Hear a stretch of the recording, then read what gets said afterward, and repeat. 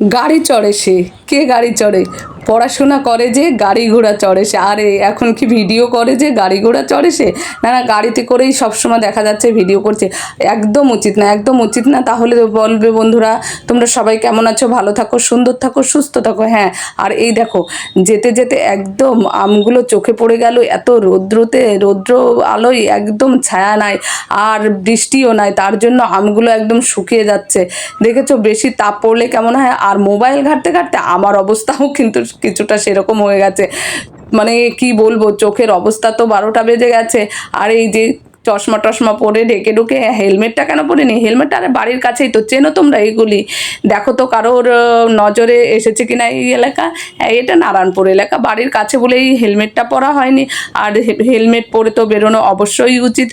আর কেননা গাড়ি ঘোড়া চড়ে সে, গাড়িতে উঠে কিন্তু একদম ভিডিও করা উচিত না, কারণ বিপদ কখনো বলে আসে না, কখন কিভাবে চলে আসবে কেউ বলতে পারি না। তার জন্য তো সেভ। হ্যাঁ, তাহলে আমি করছি কেন? আরে একটু চুপিসারে কোলের মধ্যেই ধরে রেখেছিলাম, মোবাইলটা ধরে রেখে একটু এদিক ওদিক করলাম। আর দেখো এই যে ভিডিওটা হলো, এর জন্য একদম। আর চেষ্টা থাকবে তো করবই না গাড়িতে বসে, কারণ বিপদ কাউকে বলে আসে না, যখন তখন আসতে পারে। সেফটি সবসময়ের জন্য দরকার। অনেক কথা বলে ফেলেছি, কোথায় যাচ্ছি সেটাই তো বললাম না।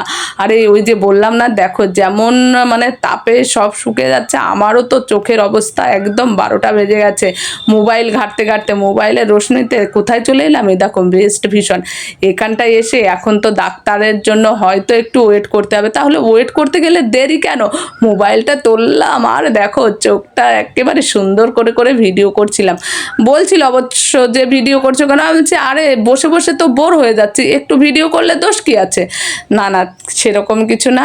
উনি বলল ঠিক আছে তোমার যখন ইচ্ছা। দেখো এই দেখো, এভাবে ভাবলাম একটা রিল বানাবো না, এখানে এসে গান টান শুরু করলে আবার কে কি মনে করবে, আর চোখে ঠিক মতন দেখি কি না, এর জন্য এখানে কিন্তু দারুণ সুন্দর সুন্দর ফ্রেম এবং চশমা হয়। একটু অ্যাড করে দিলাম না তো বন্ধুরা? আচ্ছা ঠিক আছে, দেখো এরপরে ভিতরে গিয়ে কি হবে সেটা তো আমিও ভাবছি। দেখার জন্য তো অবশ্যই একটু সঙ্গে থেকো। আর আমার সকল বন্ধুকে অসংখ্য ধন্যবাদ, ভালোবাসা আমার পক্ষ থেকে।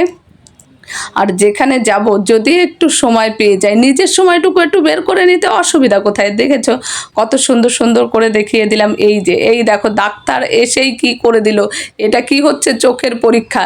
এবার হবে চোখের দেখা। এই দেখো এটা দিয়ে যদি আমি বাইরে ঘুরে বেড়াই কি বলবে বলো তো? ডাক্তার তো একদম অবাক হয়ে গেল। তারপরে চলে এলাম বাইরে, এসে তো পাওয়ার টাওয়ার যেটা দেওয়ার সেটা দিল। আমিও ভাবলাম যে না, একটু তো পাওয়ারের মেনটেন করতে হবে। আমি চশমাটা নিয়েই নেব এখান থেকে, কিন্তু আজকে নেওয়া হলো না। সেটিং এর ব্যাপার সে ছেলের সাথে আসবো, ওখানে আগে দেখাই। এরকম হাজার টাকা তুমি সব তাহলে ছবি তুলে দাও।